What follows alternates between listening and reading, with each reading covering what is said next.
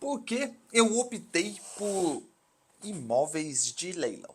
Se você não me conhece, eu me chamo Edwards Miranda e você está no meu canal, onde eu explico para você como o mundo de leilão funciona, como você pode investir o seu dinheiro melhor, como você pode de fato transformar a sua vida com leilão de imóveis da mesma forma que eu fiz. Em vídeos que são sem roteiros, sem edição, simplesmente eu contando a real, baseado naquilo que eu vivo, naquilo que eu falo com os meus alunos e clientes. Fechado? Se você não é inscrito no canal, clica aqui embaixo, se inscreve, curte se você gostar, se você não gostar, curte mesmo assim e vamos nessa.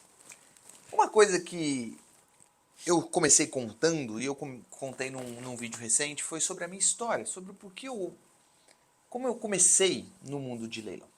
Mas eu não dei tanta ênfase no porquê imóveis de leilão, porquê imóveis de forma geral. Para que você entenda, eu não gostava de imóveis.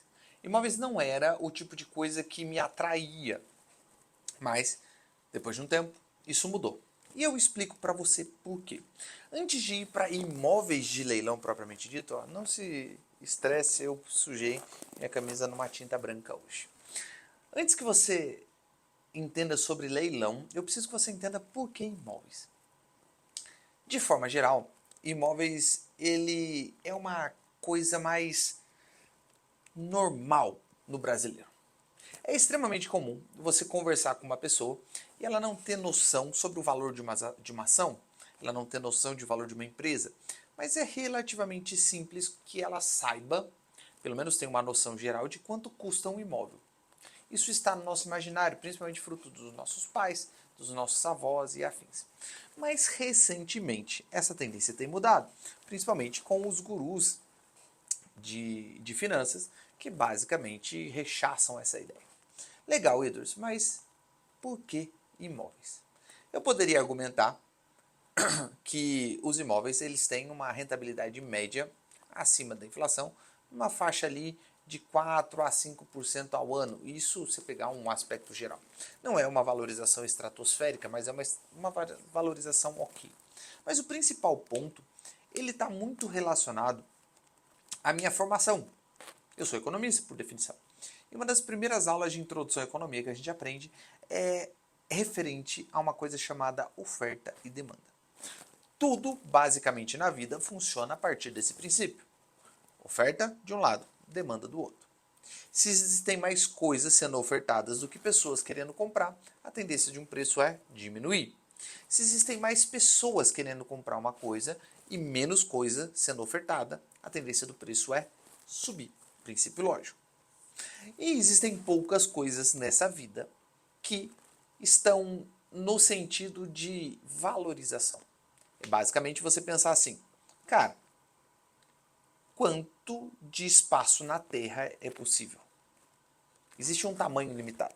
Por mais que esse tamanho esteja bem longe de ser ocupado, se você for pensar em grandes cidades, existe uma limitação. Por mais que a gente possa aumentar a altura dos prédios, existe uma limitação.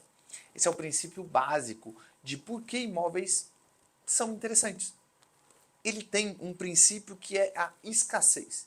Esse é o nome dado para aquelas coisas que, de fato, têm um limite de construção, tem um limite de aplicabilidade. Escassez. Cada vez mais a população cresce, cada vez mais pessoas saem de casa, mais pessoas se casam, mais pessoas se mudam e não tem imóvel suficiente para todo mundo. Essa é a lógica. Então a tendência do preço é crescer. Esse foi um primeiro ponto que tá legal. Mas teve algumas coisas que me fizeram mudar principalmente de ideia. Foi quando eu percebi que imóvel tinha uma valorização ao longo dos anos. Imóvel tinha ali a sua grande questão de escassez, mas eu notei também que os imóveis eles tinham uma facilidade.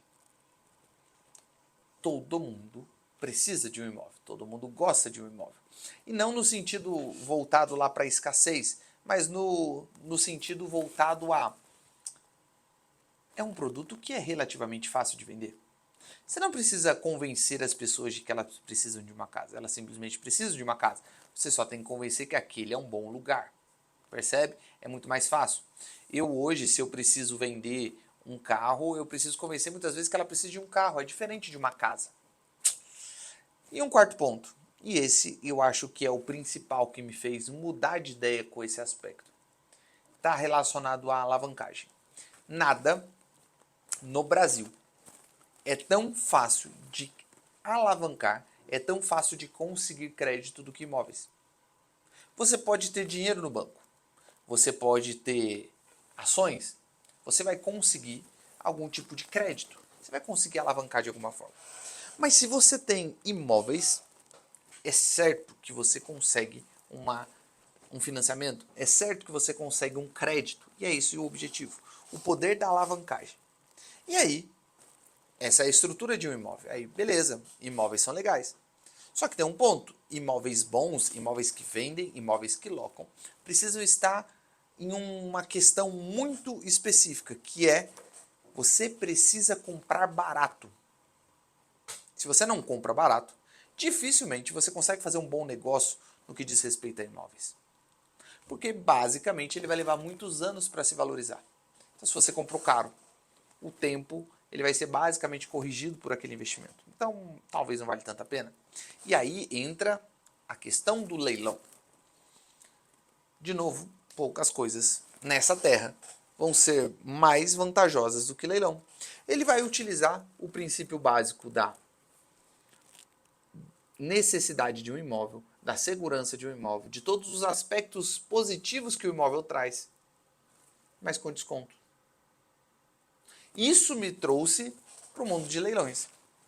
Cara, antigamente, para a gente comprar um imóvel antes do leilão, a gente precisava encontrar algumas pessoas, trocar ideias, conseguir oportunidades, alguma pessoa que precisava vender rápido, fazer alguma reforma, fazer alguma modificação. Mas depois, basicamente, todos os imóveis estão mais baratos.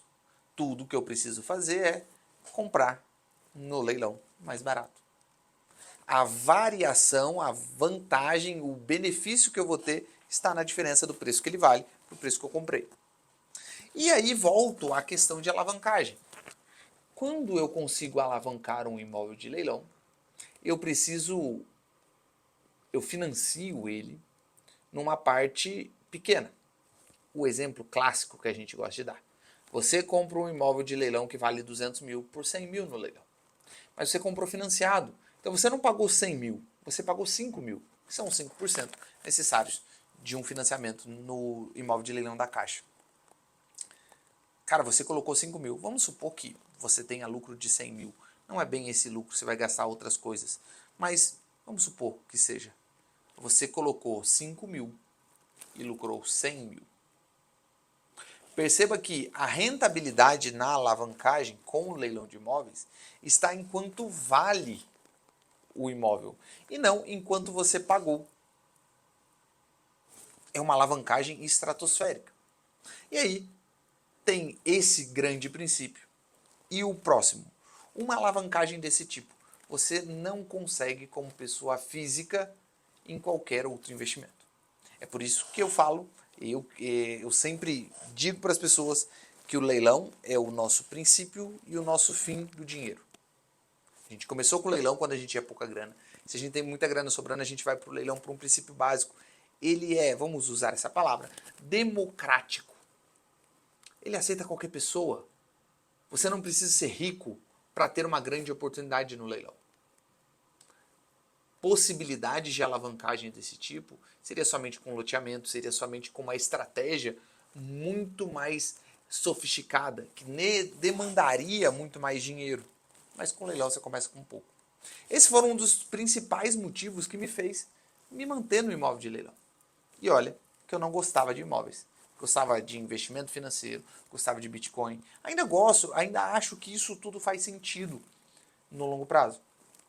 Porém, isso só faz sentido como uma proteção patrimonial. Você já tem muita grana, você começa a diversificar lá. Você não tem grana, cara, não é colocando 200, não é colocando 400 reais por mês na bolsa de valor que você vai ficar rico. Faz mais sentido você colocar esse dinheiro em imóvel de leilão, multiplicar o patrimônio e aí sim você começar a jogar um pouco de dinheiro para lá para diversificar. Faz sentido para você? Comenta aqui embaixo o que você acha sobre esse vídeo. e me comenta também sugestões do que mais eu poderia gravar para você. Pode ser que o próximo vídeo seja uma sugestão sua. Se você gostou desse vídeo, clica no curtir e se inscreve no canal. Nos vemos numa próxima. Aquele abraço e valeu!